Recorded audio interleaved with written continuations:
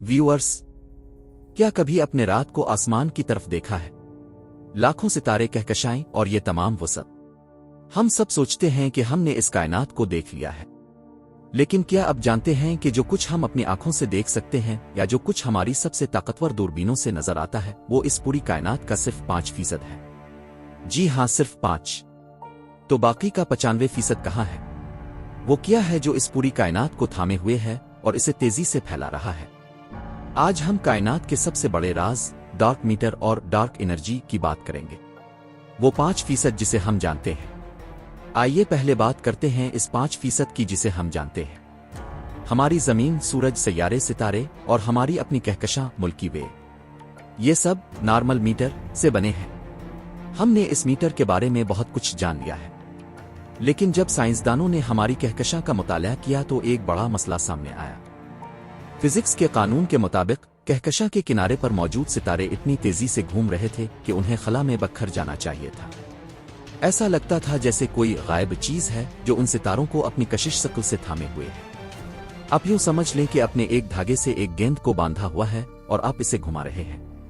अगर धागा ना हो तो गेंद दूर चली जाएगी, लेकिन कहकशां में धागा नजर नहीं आ रहा था, फिर भी सितारे बखर नहीं रहे थे।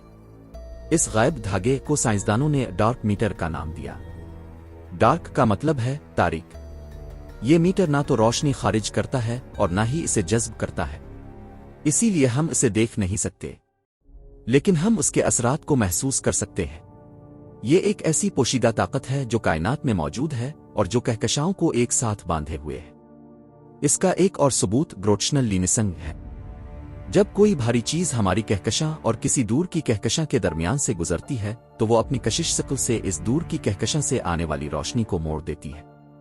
साइंसदानों ने देखा कि बहुत सी जगहों पर रोशनी इस तरह मोड़ रही थी जैसे वहां कोई बहुत भारी चीज मौजूद हो, लेकिन वहां कुछ नजर नहीं आ रहा था। यह भी डार्क मीटर का सबूत था। लिहाजा डार्क मीटर वो गुल्लू है जो कायनात को एक साथ रखता है, लेकिन कहानी यहीं खत्म नहीं होती।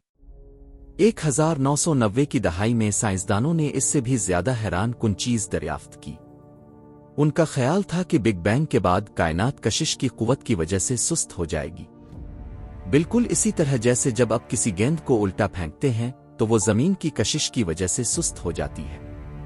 लेकिन उनके नताइज बिल्कुल एक जैसे थे। उन्होंने दरियाफ्त किया कि कायनात का फैलाव आहिस्ता आहिस्ता होने की बजाय तेजी से हो रहा है।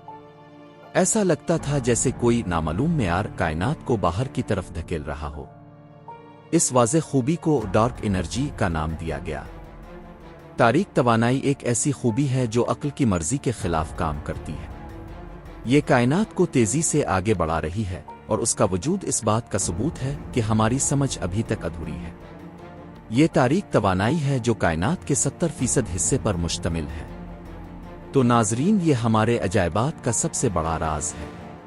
हम उसका सिर्फ 5% देख सकते हैं। बाकी 95%, 25% डार्क मीटर और 70% डार्क एनर्जी हमारे लिए अब भी एक मुइम्ना है। साइंसदान अब भी इस मुइम्ना को हल करने की कोशिश कर रहे हैं। यूरोप की सेन लैब में लार्ज हैड्रॉन कलाइडन जैसी मशीनें डार्क मीटर की जरूरत को दरियाफ्त कर सकती है, और दूरबीनें जैसे James Webb space telescope dark energy को समझने में हमारी मदद कर रही है। ये इस बात का सबूत है कि इल्म की कोई हद नहीं है। तकदीर में अभी बहुत कुछ है जो हम नहीं जानते थे, और ये ताजगी हमें एक बेहतर तकदीर की तरफ ले जाती है।